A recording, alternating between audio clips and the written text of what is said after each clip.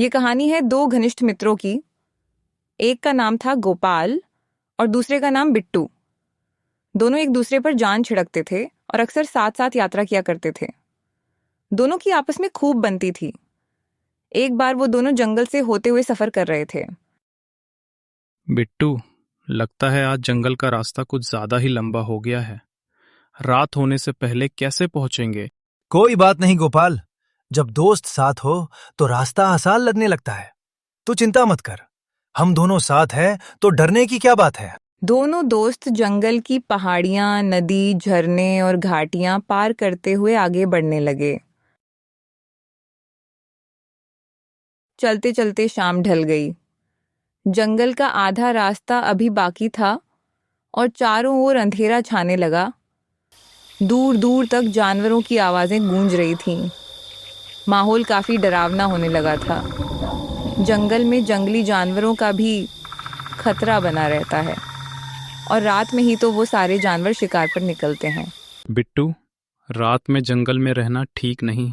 सही कह रहे हो, पर अब आगे जाना भी खतरे से खाली नहीं है। चलो एक सुरक्षित जगह की तलाश करते हैं।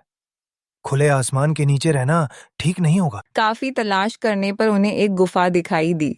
बाहर से देखने पर गुफा खाली लग रही थी। लगता है गुफा खाली है। रुको, पहले एक पत्थर फेंक कर देखो, कोई जानवर हुआ तो पता चल जाएगा। गोपाल गुफा में एक बड़ा सा पत्थर फेंकता है।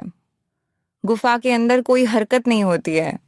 चलो आज रात यहीं आराम कर लेते हैं। गुफा के बाहर उन्होंने सूखी लकड़ियां जमा करके आग लगा दी। दोनों ने तय किया कि वे बारी बारी से सोएंगे।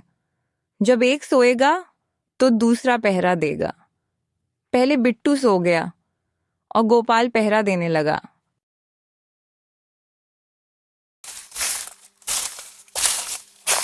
ये आवाज कैसी? दोनों ध्यान से सुनने लगे। बाहर से आ रही आवाजें किसी शेर की थी।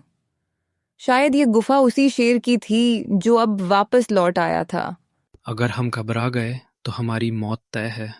कुछ सोचो बिट्टू। एक तरकीब है, बस अकल से काम लेना होगा। दोनों ने जोर जोर से बात करना शुरू किया ताकि शेर बाहर से सुन सके।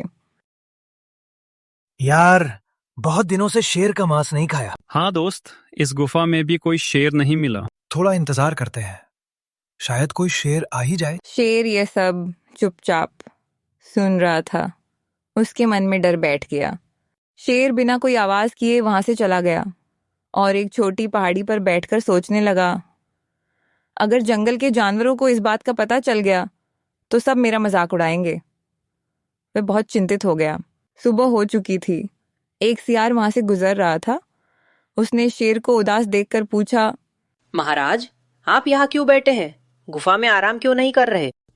कुछ नहीं, बस ऐसे ही बैठा था। सब ठीक है। महाराज, मुझ पर भरोसा रखिए, मैं किसी से कुछ नहीं कहूंगा। शेर ने सियार पर भरोसा कर लिया और उसे सारी बात सच सच बता दी। चलिए महाराज, देखते हैं वो कौन सा जानवर है जो जंगल के राजा को खा सकता है। अगर तुम भी डर कर भाग गए तो? ऐसा नहीं होगा महाराज, पर अगर आपको भरोसा नहीं है तो मैं अपनी पूंछ आपकी पूंछ से बांध देता हूँ। फिर मैं चाह कर भी नहीं भाग सकूंगा। ठीक है ना महाराज? शेर और सियार गुफा की ओर बढ़ने लगे।